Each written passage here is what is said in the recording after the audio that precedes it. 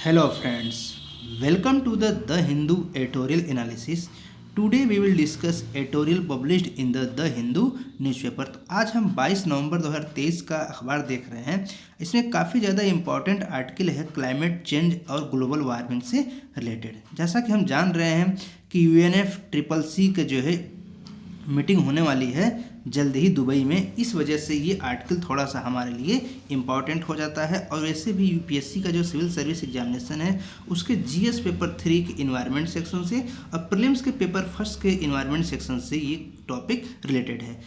UPSC जो है prelims में करीब 20 क्वेश्चन इन्वायरमेंट से पूछती है, इसलिए हमें ये जो है ध्यान देने की आवश्यकता है कि recognising the impact of climate change on health, जो हमारे हेल्थ इशू हैं, अगर क्लाइमेट चेंज इसी तरीके से चेंज होता रहा और इसको हम कंट्रोल नहीं कर पाएंगे तो हमारे हेल्थ इशू क्या क्या हो सकते हैं, ये चीज़ें जो है देखने की आवश्यकता है। अगर देखा जाए तो ये आर्टिकल जो है राजीव सदानंदम और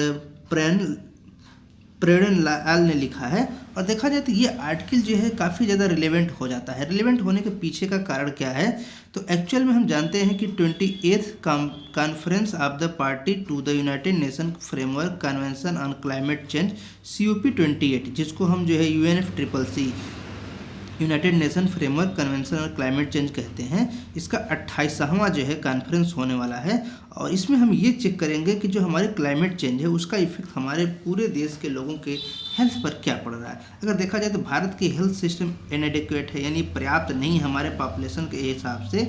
और देख रहे हैं कि इसके बावजूद क्लाइमेट चेंज जो है एक और भी लोगों को वल्नरेबल बना देगा। उनके जो पार्टिकुलर रिस्क देखा जाए वो रिस्क बढ़ने वाला है, यानी क्लाइमेट चेंज जो है हमारे हेल्थ को डायरेक्टली इफेक्ट डालेगा, साथ ही साथ जो है ये लोगों के डेथ को भी बढ़ाएगा, यानी जो लोगों की मृत्यु हो रही है, बीमार हो रहे हैं, उसके कारण भी यही है। और इससे एक और असर पड़ने वाला है, फूड सिक्योरिटी पर असर पड़ने वाला है, क्योंकि हमारी न्यूट्रिशन सिक्योरिटी को जो है न्यूट्रिशन को अफेक्ट करेगा।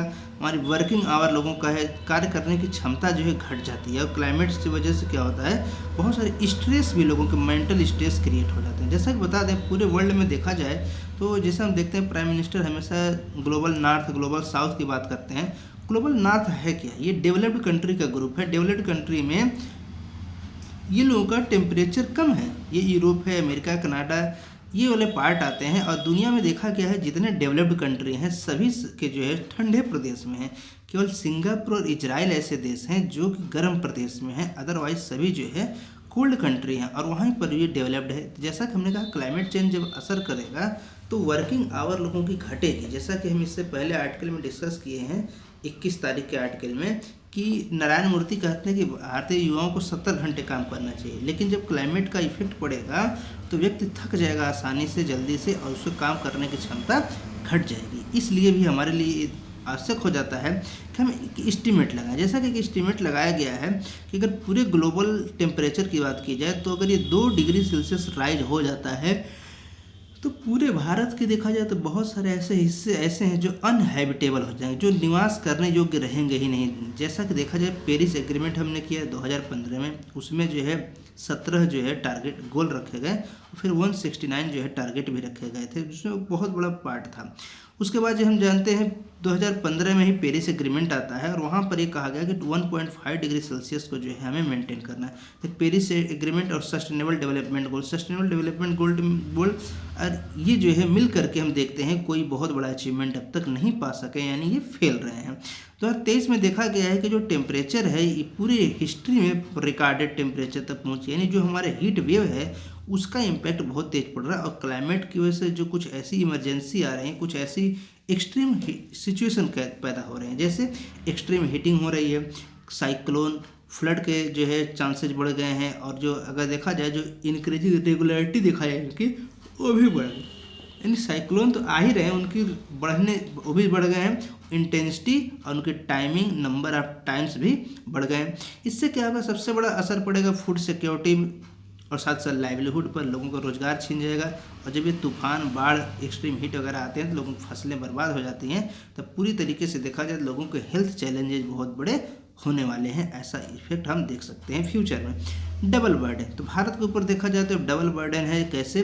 भारत के ऊपर देखा जाए मॉर्बिडिटी, जो मृत्यु दर है वो ऐसे ही ज़्यादा है, और हम यहाँ पर एक्चुअल में कम्युनिकेबल और नॉन कम्युनिकेबल डिजीज से फेस कर रहे हैं, और क्लाइमेट चेंज की वजह से और भी फेस करना पड़ेगा। क्यों? क्योंकि जब क्लाइमेट चेंज होता है, टेम्परेचर बढ़ता है, तो बहुत सारे ऐसे वेक्टर हैं जिनकी आबादी बढ़ जाती है, जैसे मच्छर, मस्क्वाइटो, सैंड फ्लाई, टिक, ये जो है कुछ और जो है वेक्टर्स हैं, जो वायरस वगैरह, उनकी संख्या तेज़ी से बढ़ती है, और उसकी वजह से इन्फेक्शन लोगों को होता है, तो लोगों के एक्चुअल में क्या होती है, स्वास्थ्य बिगड़ जाता है।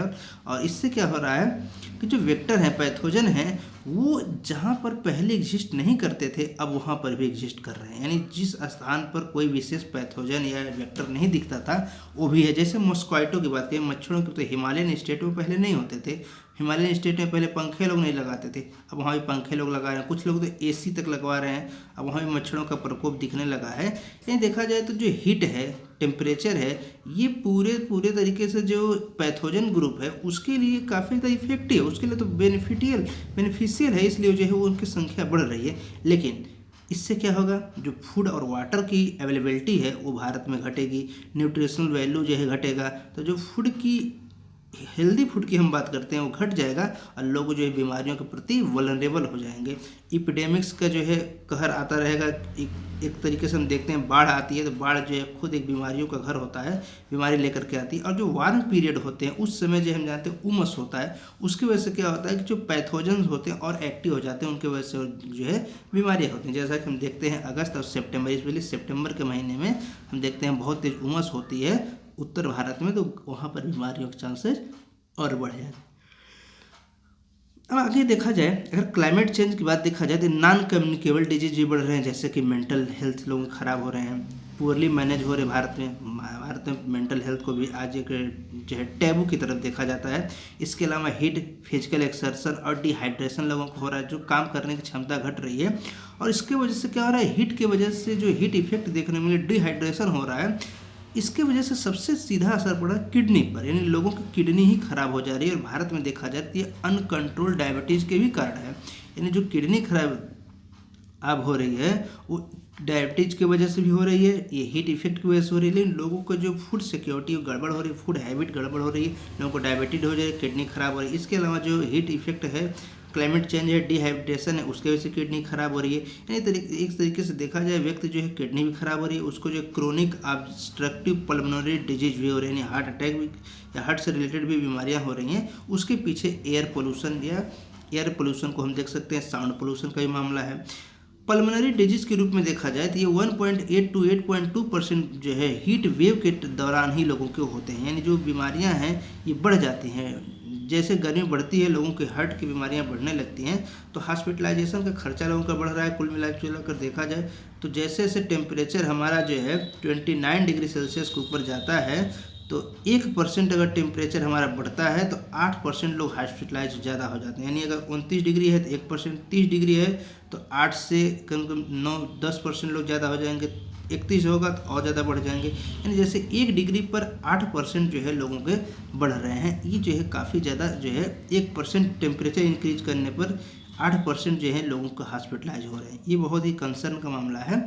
और यहाँ पर जो है हम देख रहे हैं ट्रॉमेटिक स्ट्रेस डिसऑर्डर इनवेरिएबली भी हो रहे हैं, यानी जो क्लाइमेट की वजह से मेंटल हेल्थ भी खराब हो रहे हैं। और भारत सरकार या भारत में देखा जाए इसको अच्छे से भी इशू को एड्रेस नहीं किया जा रहा है। इसलिए जो है अर्बनाइजेशन देखा जाए तो भारत में अर्बनाइजेशन भी बहुत तेज़ फैल रही है। अर्बनाइजेशन की वजह से हो क्या रहा है कि वहाँ पर कोई प्लानिंग नहीं है। अर्बन एरिया में अगर हम जाकर देखें तो कोई ग्रीनरी नहीं है, वहाँ पर ग्रीन पौधे नहीं है, बहुत कम है। कुछ जगहों पर लगाए जा रहे हैं, फिर भी जो स्पेस वगैरह है उसका अतिक्रमण कर लिया जाता है लोग आसपास जो रहते हैं। और यहाँ पर जो सिर्फ रोड, जो एसफाल्ट के रोड बन रहे हैं तारकोल के, वहाँ से वो हीट एब्जॉर्ब करता है और फिर रिलीज करता है, जिसकी वजह से हीटिंग इफेक्ट और भी ज़्यादा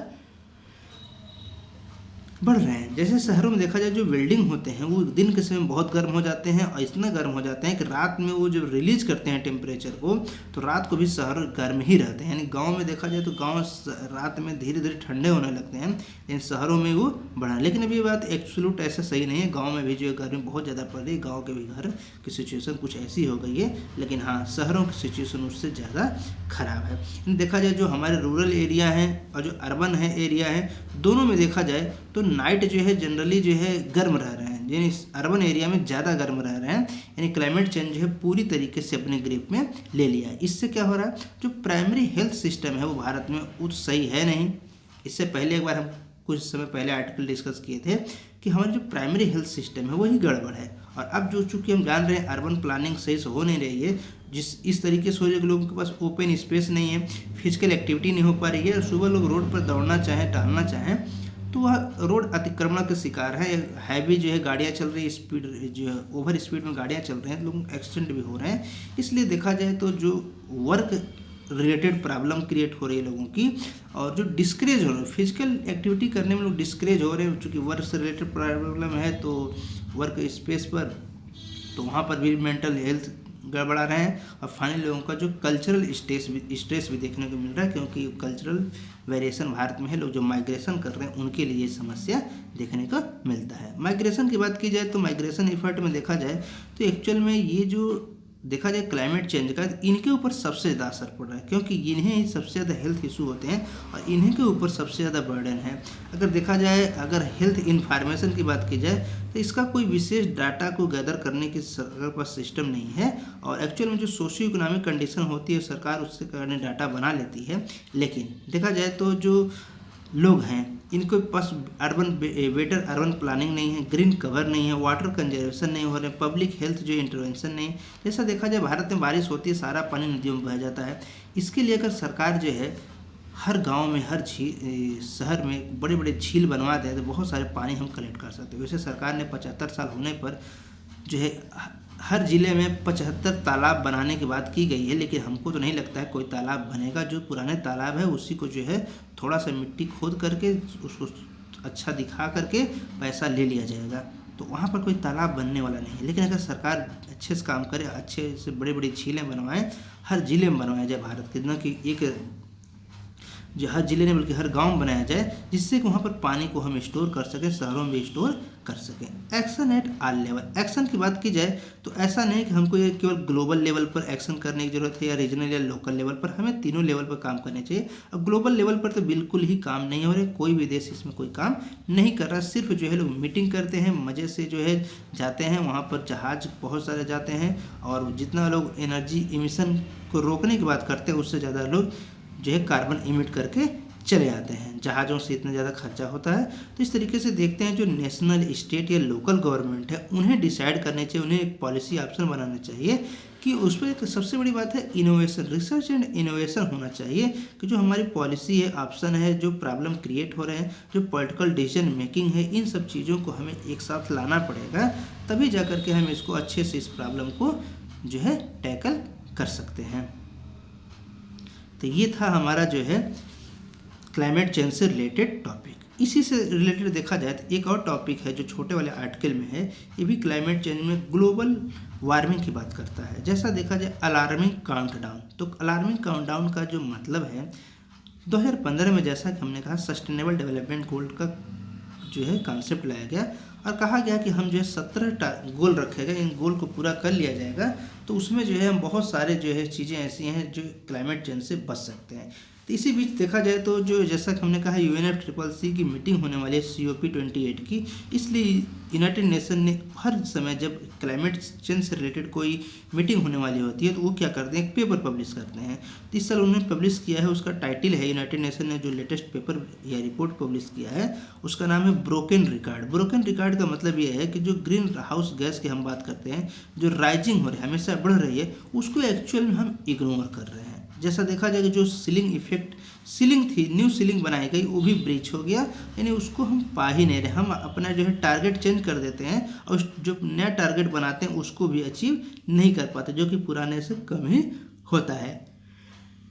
तो अब देखा जाए तो सबसे बड़ी समस्या क्या है, हमने पेरिस एग्रीमेंट किया 2015 में, लेकिन उसका कोई इफेक्ट नहीं दिखा। पेरिस एग्रीमेंट में कहा गया कि हमें जो है किसी कीमत पर टेम्परेचर जो है 1.5 डिग्री 1.5 डिग्री सेल्सियस से नीचे ही रखना चाहिए और किसी भी एक्सट्रीम कंडीशन में भी 2 डिग्री सेल्सियस से ज़्यादा नहीं बढ़ना चाहिए। ऐसा जो है कंसेंसस बनाया गया, लोगों के आपस में सहमति बनाई गई कि 1.5 डिग्री तक हम मेंटेन करेंगे। लेकिन ब्रोकन रिकॉर्ड रिपोर्ट क्या कहता है कि जो कमिटमेंट किए गए कंट्री की पेरिस एग्रीमेंट में एक्चुअल में देखा जाए कोई उसे फुलफिल नहीं कर रहा है और आज भी लोग फॉसिल फ्यूल पर सबसे ज़्यादा रिलायबल है, सबसे ज़्यादा उस पर डिपेंडेंट है।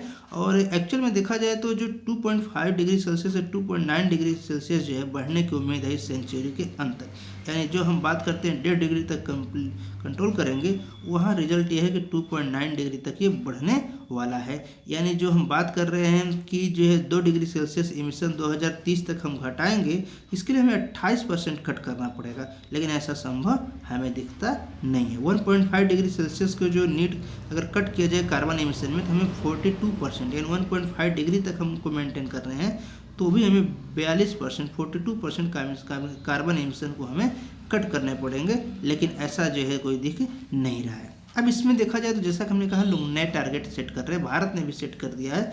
दुनिया के कई देशों ने कहा कि हम 2050 तक या 2060 तक 2070 तक नेट जीरो कंट्री बन जाएंगे। भारत ने भी कहा कि हम नेट जीरो जो है इमिशन कंट्री बन जाएंगे 2070 तक। लेकिन क्या वो 2070 तक 270 तक या 250 260 270 280 तक कोई कंट्री उससे प्राप्त कर पाएगा? क्योंकि कोई भी कंट्री इसमें सीरियस कदम नहीं उठा रहा है। भारत ज़्यादा कदम उठा रहा है, भारत बहुत ज़्यादा पैसा खर्च कर रहा है, लेकिन अन्य कंट्री जो है इस पर एग्री नहीं हो रहे हैं। अन्य कंट्री से ये कहा गया है कि उनको जो है ज़्यादातर प्रदूषण उन्होंने किया है, इसलिए उनको कंट्रीब्यूशन ज़्यादा करना पड़ेगा, लेकिन वो लोग कर नहीं रहे हैं। तो इससे क्या हो रहा है कि एक्चुअल में एक एजेंडा बन करके सिर्फ रह जा रहा है। और वो जो हम बात कर रहे हैं कि हम ग्रीन हाउस इफेक्ट जो है 2030 तक कंट्रोल कर लेंगे या पेरिस एग्रीमेंट के माध्यम से जो हम प्रोजेक्ट कर रहे हैं, एक्चुअल हमारे जो प्रोजेक्ट ये बताती है कि हमने सिर्फ 3% ही काम किए हैं। यानी जो 1.5 डिग्री सेल्सियस एनुअल की हम बात करते हैं ऐसा संभव नहीं है। और 2030 तक की देखा जाए तो 8% जो है 8.7% ही हम जो अचीव कर पाएंगे। 100% की बात तो बहुत दूर है। आगे रिपोर्ट क्या कहता है कि जो वर्ल्ड कलेक्टिव एस्टीमेट देखा जाए तो 57.4 बिलियन टन 2022 में ही रिलीज हुए हैं। यानी 57.4 बिलियन कार्बन जो है इमिशन हुआ है, जो कि 2021 की तुलना में बढ़े है, यानी घटा नहीं है, 1.2% बढ़ ही गया है। और एंडेमिक के टाइम में देखा गया तो ये घटा था। क्यों?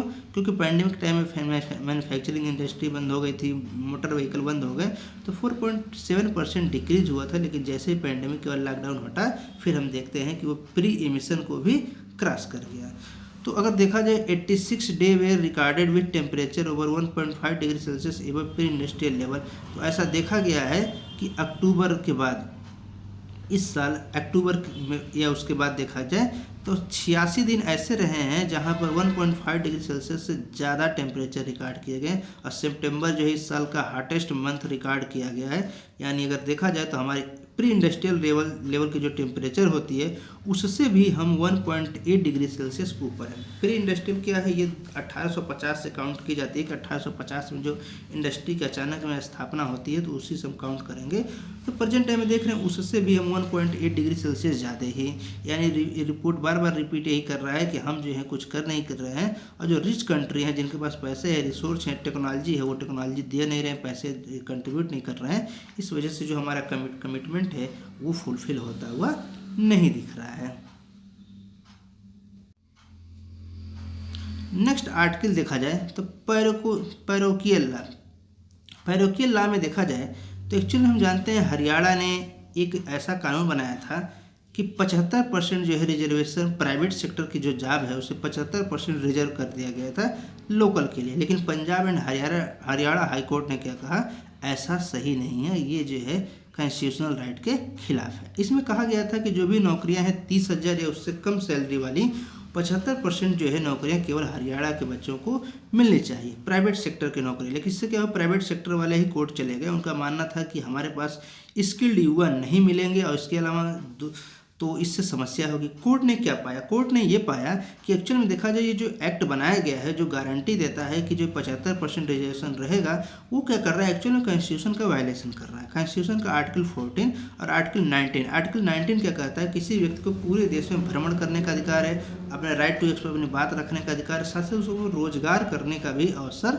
उसे मिलना चाहिए। लेकिन रोजगार करने की जो उसके अवसर कॉन्स्टिट्यूशन दे रही थी, हरियाणा गवर्नमेंट उसे ब्रिज कर रही थी। और 75% रिजर्वेशन लोकल्स के लिए करना काफ़ी ज़्यादा बड़ा मामला था। इसलिए जो है यहाँ पर स्टेट की बातों को माना नहीं गया है और उसे कहा गया कि एक तरीके से देखा जाए पूरे स्टेट जो है, पूरे देश में ये स्टेट जो है एक आर्टिफिशियल वॉल क्रिएट करेगा, जो है अदृश्य दीवार खड़ा कर दे रहे हैं, एक कृत्रिम और अदृश्य दीवार खड़ा कर दे रहे हैं, जिससे कि दूसरे स्टेट के कोई युवा काम न कर सके। इससे क्या रीजनलिज्म को बढ़ावा मिलेगा। और जैसे हम जानते हैं यूरोप में छोटे छोटे देशों में कंट्री टूट गए, ऐसी स्थिति भारत के भविष्य में हो सकती है। तो भारत अब आज जो है, भारत के बाद भारत, पाकिस्तान, बांग्लादेश 3 देश दिख रहे हैं। इस तरीके से और भी ज़्यादा देश दिखने हो सकता है, भविष्य में दिखने लगे। इसलिए ये जो है एक रीजनेबल रिस्ट्रिक्शन के अंडर भी नहीं आ सकता है। और कोर्ट ने काफ़ी अच्छा बात कहा है। कोर्ट ने भी कहा कि अगर ऐसा होता है तो फिर इंस्पेक्टर राज स्थापित हो जाएगा और फिर समस्या और बढ़ेगी। इसके अलावा देखा जाए तो क्या केवल हरियाणा राज्य ने ऐसा किया है? तो ऐसा नहीं है। हरियाणा के अलावा आंध्र प्रदेश और झारखंड ने भी इस तरीके के बिल बना दिए हैं, उन्होंने इनेक्ट कर दिए हैं। लेकिन वो मामला आंध्र प्रदेश हाई कोर्ट में है और वो जब तक हाई कोर्ट में 2019 से ही मामला है, लेकिन अभी जो है उसे अनकॉन्स्टिट्यूशनल डिक्लेयर नहीं किया गया। यानी जब तक कुछ मामला कोर्ट का नहीं आता है तो भी कुछ होने वाला नहीं है। लेकिन हाँ, चूँकि हाई कोर्ट, सुप्रीम कोर्ट के जो मामले होते हैं उसे नज़ीर के रूप में पेश किया जाते हैं। उनका जो कानून है, अगर सेम तरीके का केस है तो उसी फैसले को रिपीट कर सकते हैं। चूँकि इसी तरह का फैसला जो है Punjab and Haryana high court दे दिया, तो आंध्र प्रदेश और झारखंड के हाई कोर्ट चाहे भले ही फैसला न दें, लेकिन भविष्य में उनको इस जो है अप्रोच को अपनाना पड़ेगा, क्योंकि एक हाई कोर्ट ने डिसीजन दे दिया है, दूसरे हाई कोर्ट को उससे अप्रोच को अपनाना पड़ सकता है या डिफरेंट व्यू दें। अगर डिफरेंट व्यू देंगे तो जब दो से ज़्यादा हाई कोर्ट डिफरेंट व्यू देंगे तो फिर मामला ऑटोमेटिक सुप्रीम कोर्ट में चला जाएगा और फिर हाई कोर्ट का काम खत्म और सुप्रीम कोर्ट में फिर फैसला आएगा। तो चूँकि जो हाई कोर्ट ने साफ साफ कह दिया कि आर्टिकल 14 और आर्टिकल 19 का उल्लंघन है, तो फिर ये जो है मामला उल्लंघन ही माना जाएगा, क्योंकि सच है आर्टिकल 19 का, आर्टिकल 14 का ज़बरदस्त रूप से उल्लंघन हो रहा था। इसलिए ये जो है बिल्कुल ही गलत है और इससे कई सारी कंपनियां भी काफ़ी ज़्यादा खुश हैं। उनका कहना है एक्चुअल में जो मामला हाई कोर्ट में गया, कोई लेबर नहीं लड़ रहा था, ये फैक्ट्री के मालिक ही लड़ रहे थे। उनका कहना है कि हमें जो है स्किल्ड लेबर नहीं मिलेंगे और हमारे जो है बहुत ज़्यादा समस्या हो जाएगी, हमारी कंपनी जो है डूब जाएगी। इसलिए कोर्ट ने भी माना है। और लेकिन अगर देखा जाए तो आखिर ये राज्य सरकारें इतना ज़्यादा एक्टिव क्यों हो रही हैं? सबसे बड़ा रीज़न है चुनाव आ रहा है। इस चुनावी वादा था जिसको पूरा किया गया था, लेकिन फिर से अब चुनाव आ रहा है। तो क्या चुनाव के लिए इस तरीके की चीज़ें लाने चाहिए? तो बिल्कुल गलत है। अब राज्यों को करने क्या चाहिए? एक्चुअली देखा जाए जो प्रोटेक्शन उनको करने की ज़रूरत है, तो उनको वर्कर के राइट्स को प्रोटेक्ट करने की ज़रूरत है, उन्हें इंश्योर करने की ज़रूरत है। किसी भी इस्टेब्लिशमेंट में जो काम होंगे, लेबर राइट्स होंगे, वो लीगली उन्हें प्रोवाइड, जो लेबर राइट होंगे वो प्रोवाइड कराए जाएंगे। उन्हें एक लेवल प्लेइंग फील्ड प्रोवाइड कराया जाएगा। साथ ही साथ जो एक्सप्लॉयटेटिव प्रैक्टिस चल रही है एम्प्लॉयर की, उस ख़त्म किया जाना चाहिए। जो प्रोटेक्शनिज्म है मार्केट में, वो जो है कोई बहुत बड़ा जो है इशू बनता जा रहा है। अगर उससे बड़ा इशू बनेगा तो उसे जो है हमें बचाने की आवश्यकता है। इसलिए इससे बचने की ज़रूरत है, न कि हमें कोई इस तरीके का कानून पारित करना चाहिए। तो ये था आज का आर्टिकल। अगर आप चैनल पर नए हैं तो चैनल को सब्सक्राइब जरूर करें और इसके अलावा चैनल पर भी देखते रहें। कुछ पूछना हो तो कमेंट करें। So thanks for the watching the video. जय हिंद, जय भारत।